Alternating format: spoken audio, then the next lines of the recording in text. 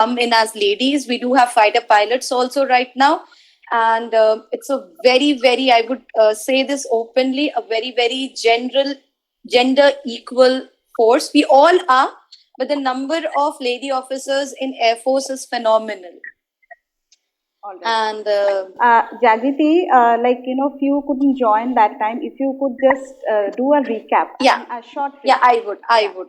Yeah. So the basic way, there are two exams through which you can join the Indian Air Force. The bigger one is the AFCAT, that is Air Force Common Admission Test. It is held twice a year. This I missed out last time. Once usually in the month of February and the other one in the third week of August. So it is held twice. It is held by Air Force. And once, this is for all branches. That is, you can take the AFCAT if you want to become a pilot, if you want to become a technical officer, or you want to become a ground duty officer. The basic examination in SSB is the same for all branches in the Air Force. The only additional thing that you need to give is the PABT, that is Pilot Aptitude Battery Test, if you have filled up your form for a pilot. The second examination is the CDS, the Combined Defense Services. For that, you would have seen that it is held by the UPSC. The advertisement do come out in the newspaper. And I would like to repeat that for lady officers as of now, both the entries are short service commission, but we do have permanent commission once you join the Indian Air Force. And how you do in the Air Force, based on your merit, you are given an option of undertaking permanent commission after your 10th or 14th year of service. So that part comes later. So there is nothing that there is no PC for officers. We do have PCs, but that is subject to how you have performed in the Air Force in 10 to 14 years of service. Okay, so you have to wait for that long to sit for a permanent commission exam. No, ma'am, it is not an exam. It is something like a board. It is something like where we have a wing commander to group captain board, and subject to how your appraisal reports have been, how you have done in your mandatory courses, how is your medical category. So it is something like that. All right. And Jagriti, since you're married, you have a little child, how are you managing everything? Ma'am, I'm blissfully married to an Air Force officer only. He is a technical officer. And Air Force does proudly say that we do achieve around 83 to 85% co-location also. Co-location in the sense that if husband and wife both are in the same Air Force, then we try to give them the same or similar kind of posting, or a posting which is commutable. And Air Force is very, like I said, I've been the youngest officer to be posted in Air Headquarters, Vayu Bhavan. I was the staff officer to Air Chief Marshal Dhanoa when he was the Vice Chief and the Chief. So I've been really lucky and blessed in the Air Force. So I'm sure it was a very, very demanding, appointment, but still you managed. So it speaks for your organization itself. Thank you so much, ma'am. Yeah. We manage because the organization is our backbone, ma'am. That's so wonderful. Jagriti, can you just tell us that what suddenly made you change your mind and not to go abroad and join the Air Force? Ma'am, honestly, I also come from a 4G background, so I have seen a lot of Air Force and Army in my life. And yes, I was not a very sporty kind. I would say I was more into cultural and art and stuff like that. But yes, I joined the Air Force then because I was seeing my then boyfriend and now husband. Okay, so he's the motivator. He is the motivator. He asked me that, why not why don't you think of wearing the uniform? So I said, why not? And actually, when I cleared the AFCAT, and I have only given my first and last chance. And trust you me, it would have been my last chance because I had already done 25 and I was sitting on the other side of the age bracket. And I cleared. So I think destiny, I call it that destiny had other plans. So I left my PhD in Germany and I decided to wear the blues, as we call it. And trust me, I don't have a second's regret on that. That's so amazing. the training changes you. The Air Force training or the armed forces training, wherever you choose, go Army, Air Force, Navy, that 1.5 years of academy training changes you. You are no more a lady, you are an officer. And you find out your endurance and perseverance, which you never knew that it existed. Okay. I mean, okay, that's really amazing. So Jagriti, we'll get back to you. Upasana has also joined us. Upasana, are you there? I think your video has freezed. So now I welcome Preetha. No, I think Upasana, you're supposed to welcome Preetha. Upasana? Yes. Yeah. Preetha, are you there? Yes. Upasana, can you please welcome her? Definite Preetha Puri got commission in 2018 from OPA in the service list. She did her schooling from DPS Basanti.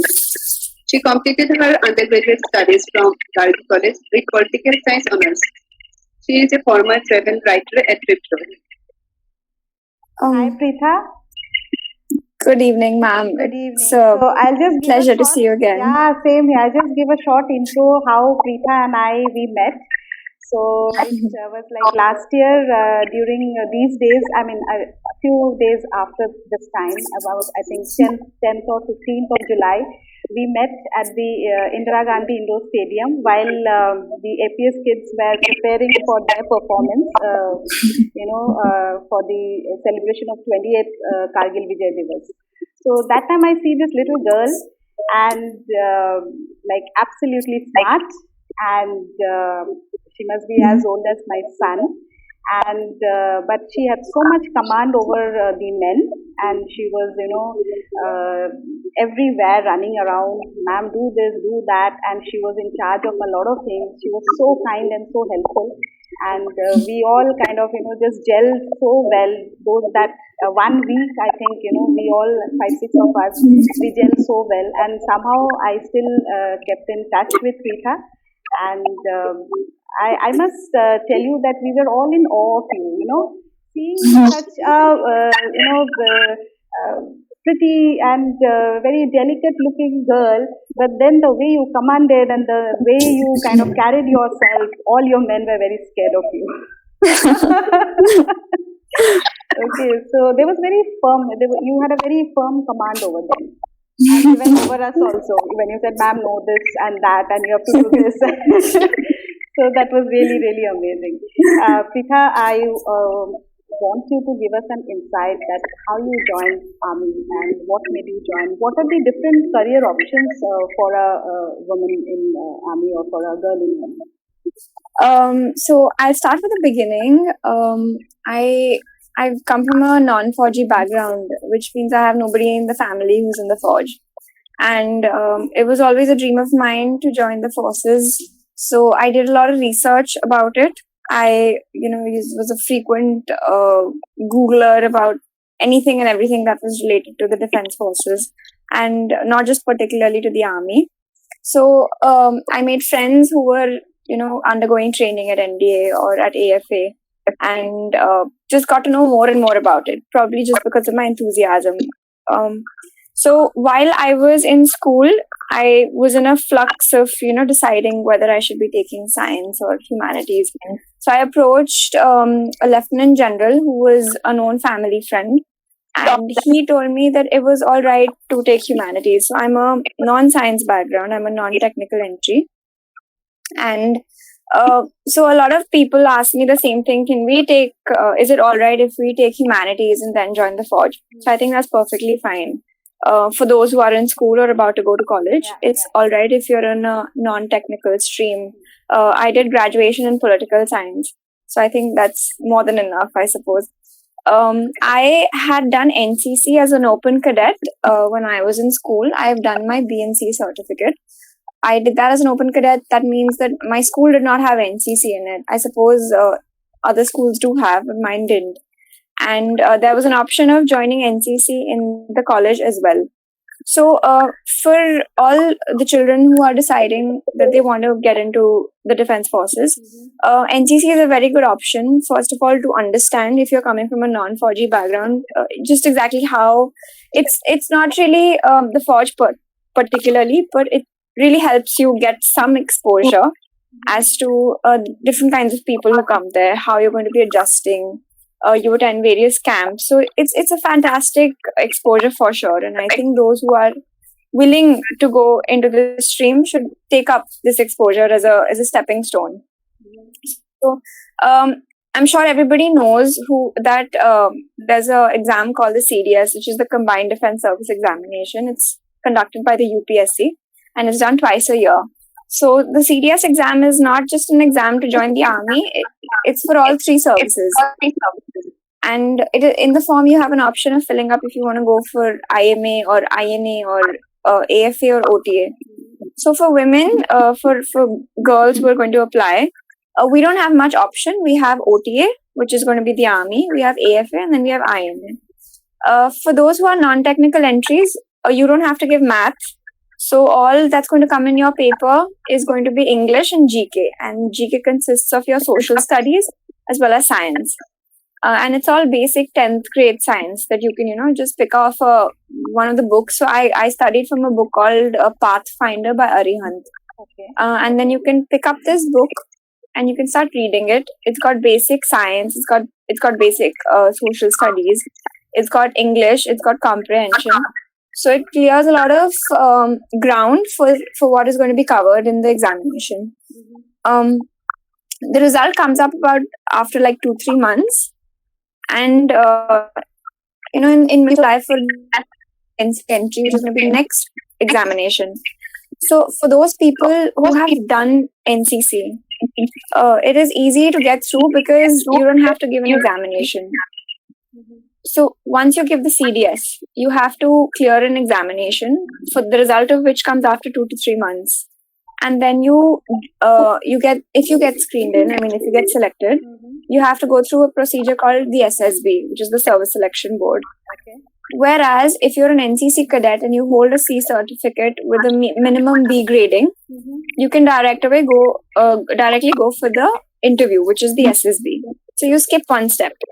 Okay. Now the challenge in both of these things is my first attempt was the CDS entry, and I didn't make it to the merit list. I made it to the merit list. I didn't make it to there were only 11 seats, so that's always a competition over there.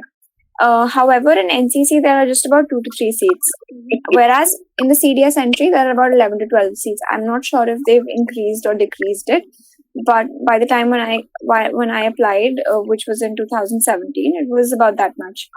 So in NCC entry, you skip the examination and you directly go for the SSB.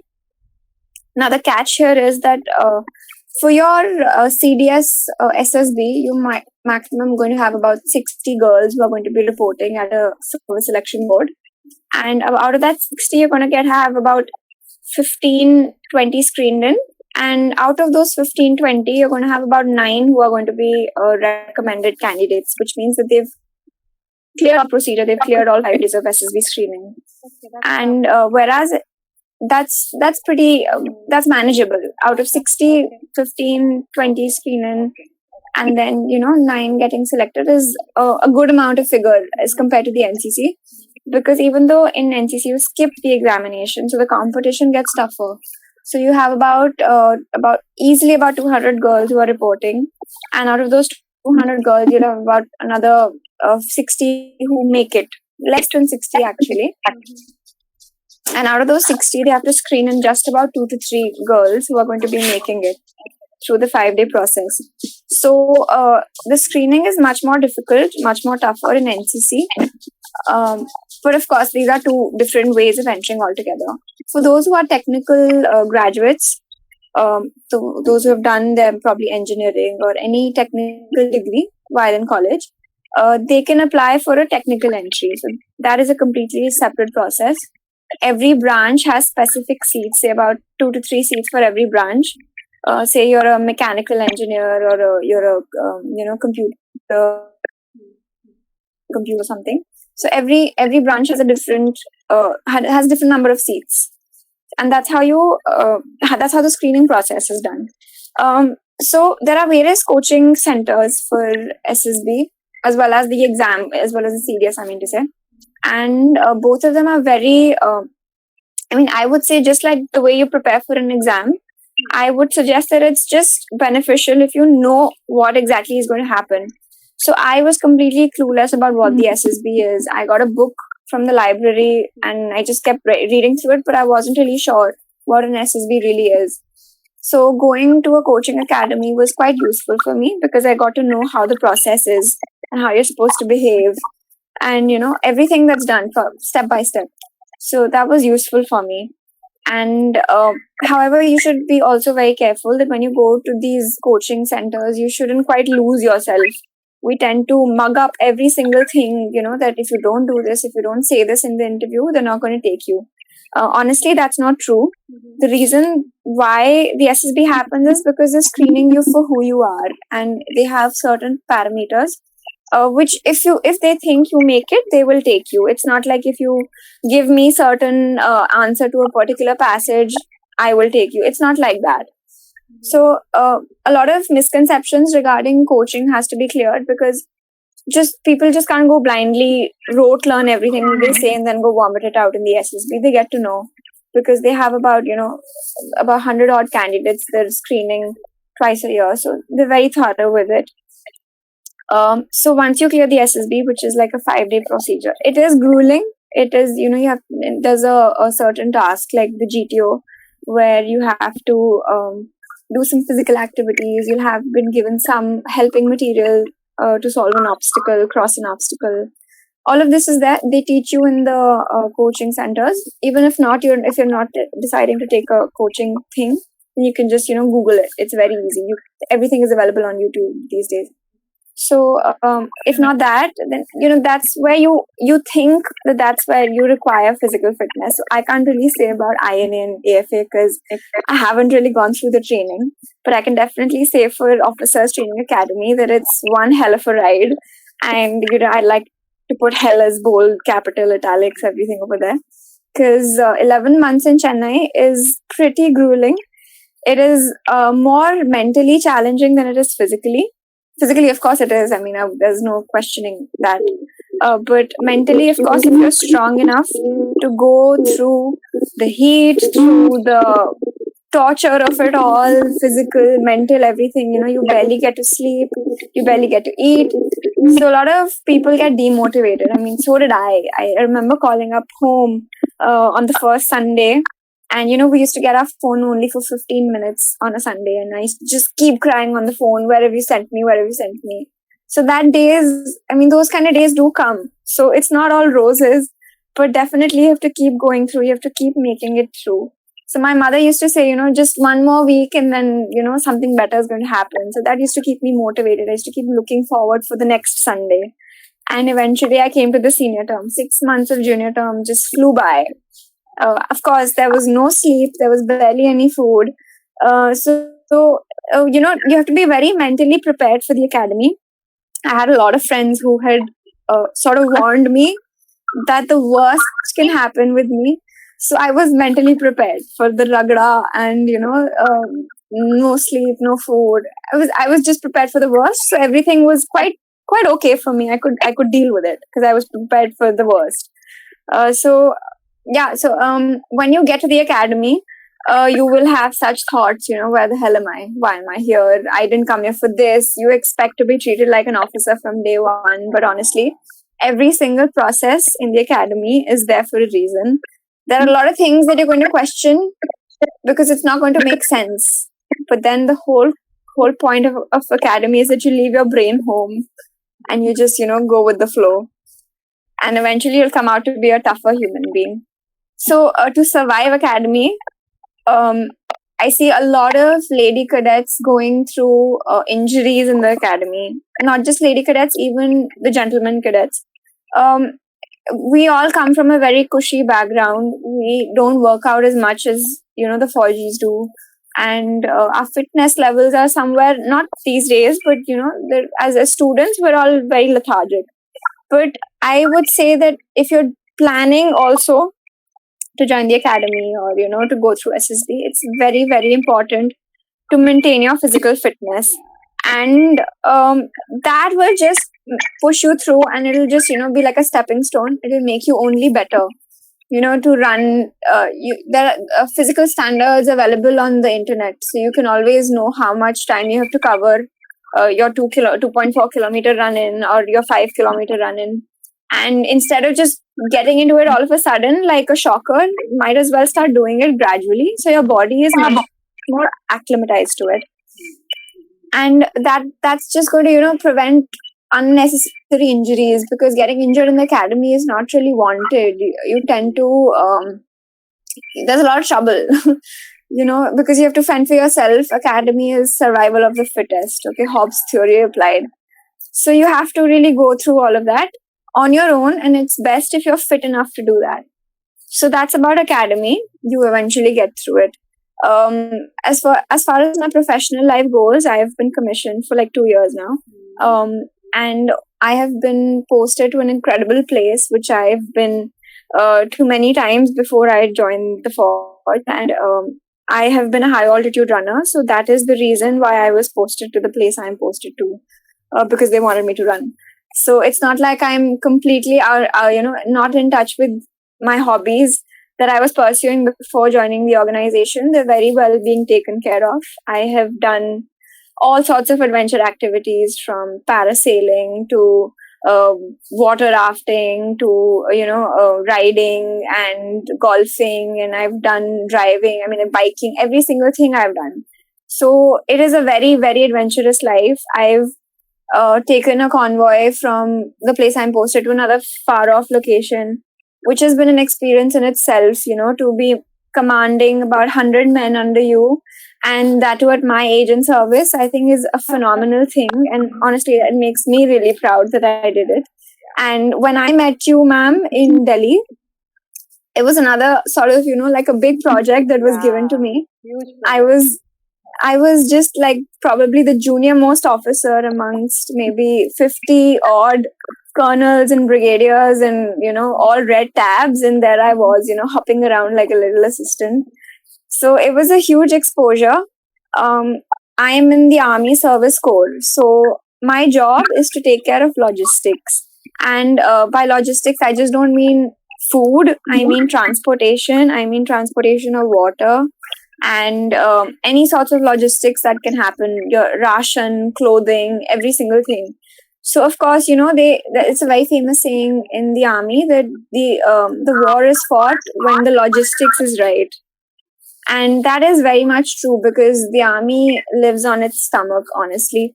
If you don't have the right amount of stuff with you, in terms of food and clothing, you can't really fight a war. So logistics is very important. For all women cadets, for all lady cadets, and for those who are planning to join the army, we have 3 options open to us. It's the Army Service Corps, it's the Intelligence Corps, and it's the Ordnance Corps. That's the Army Ordnance Services, AOC. So all these 3 services are open to women. Unless you're a law graduate, then you have the JAG entry, which is, the law entry. So you can also get in through that. JAG officers are permanent commission officers, whereas for us, we're short service commission officers, but recently we've been granted permanent commission. It is on the basis of your merit and how you've been performing in the 14 years that you've in the service, according to your appraisal reports and your ACRs and all of that. So all of this contributes to being a permanent commission officer. That is also if you get recommended. However, that's a very, very far-fetched dream. But as the base, you should just focus on the tomorrow. So I would say that, for those who are thinking of joining the Forge, these 3 options are open. So the Army Service Corps deals mainly with logistics, whereas the Ordnance Corps deals with the handling and the manufacturing and the supply of ammunition, as well as certain stores like clothing and specific things which are particular just to the Forge, which we require in our daily functioning. Then we have the intelligence core. So intelligence core is, keeping an eye, monitoring in internal security as well as external security. So it is all this job is interesting. It's not just the INT or the ordinance or the ASC. There's a lot of scope for growth in all three services, and it's a personal choice. When you get into the academy and when you start interacting with other people who are from these services, you get to know better. So, me explaining in just a gist will not be enough. You'll have to go in much depth to understand what you really want to be doing for the next 14 years. Yeah. And that's how it goes. So these three things are there. Whereas an officer life goes, like, it's much different. Nothing like the academy. So you're not really, made to roll, jump and all that. All the physical trauma ends the moment you cross the Antim Pag. But of course, you have to go through it again when you're in courses. You have to do well in courses. And for those people who think that there's no studying in Forge, it's a myth. You have to study a lot. You have to be giving your promotional exams. You have to be giving courses. So there's endless amount of padhai. So there's no running away from it, honestly. Even if you're outside, you have to be studying. People are going to be doing MBAs, post-graduation, masters. There's no end to it. So you can't really escape padhai. That's just about it. If there are any questions, I'd be happy to answer. I'll come back to you. Okay, thank you so much. That was really, really wonderful, and you have given us so much of information. I'm sure all those who are in their college and their 9th and 10th and 11th and 12th, at least they'll get an insight. They'll at least understand that, okay, fine, if I have this kind of an aptitude or an attitude, probably I can do this. Yeah. So now we welcome Captain Hazel Carolyn, and Upasana, are you welcoming her? Yeah. Yeah. Okay. Captain Hazel Carolyn is a dental officer commissioned in the Army Dental Corps. She is a graduate of Christian Medical College and Hospital, Ludhiana. She is an academic gold medalist.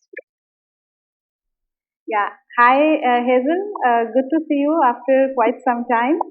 And, inviting you, especially, the main idea behind it is just to make the girls aware what are the different fields that they can, avail, and if they want to join the defense services. So yours is a medical thing now. So can you please tell us that, how you thought that you wanted to join the army, and then you joined the Army Dental Corps. What is the selection procedure and how you went about it? So, let me begin by saying that I am a dentist by profession, but by the virtue of being in the army, I'm just not limited by the profession. I get to be a Fauji as well. So which means that I get to go see new places, meet new people, and learn about the country's varied cultures. So this organization is a beautiful organization which develops you as a person as a whole, and it gives you a killer confidence, and it just makes your life very adventurous.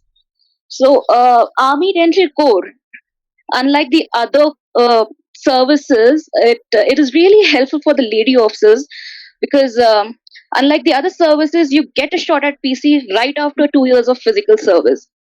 It is a 60-40 split, which means that 40% of you will get a permanent commission and 60% of you will remain as a short service candidate, which is a service for 14 years, 5 plus 5 plus 4. So the selection process is something like you have to be a graduate of if you were talking specifically about the dental surgery, you have to be a graduate of BDS, which is Bachelor of Dental Surgery, after which you have to give a NEET exam for the MDS. And you have to secure a good rank, which means around 2000 to be called for an interview. So in the interview, once you're called for the interview, it's a panel of around 12 to 15 people, and you will be assessed for your personality. See, all the people who are coming there for the interview are good in profession, as in they're good dentists. So what they're looking for is a good personality. So they want people who are up for the challenges, who can live anywhere in the country, who are really open to adventures in their life. So they will be assessed based on how you. They will be giving you specific situations, how you will handle a specific situation. Suppose you're left out in a forsaken country, how would you survive over there? And you're really required to be well versed in the current affairs of the country. And of course, they'll be asking you about your professional subjects as well. And once they assess you for all these traits and they deem fit for the organization, you will be shortlisted as a candidate for merit, which means that you have to clear your medicals the next day. And medicals for the Army Medical Corps as well as the Army Dental Corps is a little more relaxed than the other services. Specifically for the eyesight, they give you a little bit of relaxation. And once you're fit in the medicals, they will take out a merit list about 2 months from your interview, and you will be sent to the specific centers as in specific areas where you're posted. And after 2 to 3 months of there, you would be required to go for a medical officer's basic course, which is a 50-day course, which includes professionalism as well as the physical military training. The training is not that hard, unlike the other services. It's just running and vertical rope climbing and horizontal rope climbing. It's a little more relaxed. So the Army Dental Corps and the Army Medical Corps for the lady officers is a very beautiful organization. And after about 2 years of service, you have to put in about a mandatory physical field tenure in field areas, which is most likely northeast or the northern areas, like J&K wala region. And after which you get peace postings. And after about 4 years of physical service, after you get PC, you have a shot of doing post graduation in the service itself, which means that Forge sponsors your post graduation training. So it is the post graduation is about 3 years of service, after which you would be a graded specialist in the army, and that's about it. So while You just carry on. while you give your or you decide to do your post graduation, so do you have to appear for NEET again, or the previous score is taken into account? No, ma'am. You have to once you get permanent commission, and you get permanent, as in you are permanently commissioned officer, you have to give NEET again, and you have to qualify. But the only thing is, the Forge will take out the merit list of it. So it's a little more relaxed, because you are not competing with the general public. You are just competing amongst the Forge officers of your qualification. Okay, perfect. So, Hazel, what were your parents' reaction? Were they supportive when you decided to join the defense services, or what was it? Ma'am, I'm a third generation Fauji, Okay, which so means that I have always lived in this kind of environment, and my parents were quite happy when I chose to be in this profession, because army really takes care of you for the rest of your life. As in, it gives you financial security. You don't have to really know, as in, you really have the surety where exactly your paycheck is coming from. You don't have to worry about कि आज patient आएगा नहीं patient आएगा क्या होगा मेरा करके. You work or you don't work, you're getting your salary. So, Hazel, And I'm sure you are taking a lot of precaution these days as you are, seeing your patients because of the COVID-19 situation. So, I'm sure it's a very difficult and a different situation now. Yeah, I hope you're taking care of yes, yourself. ma'am. Yes, ma'am. We've been given the PPE kits, so we are wearing the masks and the face shields as well as gloves and doing our patients, because we really can't afford to stop treating our Yes, troops over here. yes, absolutely. I must tell everybody that Hazel is a very beautiful singer. She has got a mellifluous voice and she sings wonderfully. Yes. Yeah, Hazel, can you please, just give a message to the kids, to the children, or anything that you would like to tell them? Ma'am, it is said that the Indian Armed Forces is a way of life, but you won't actually know it unless you live it right from the moment you don the uniform. And it's a beautiful organization, and you should definitely go for it.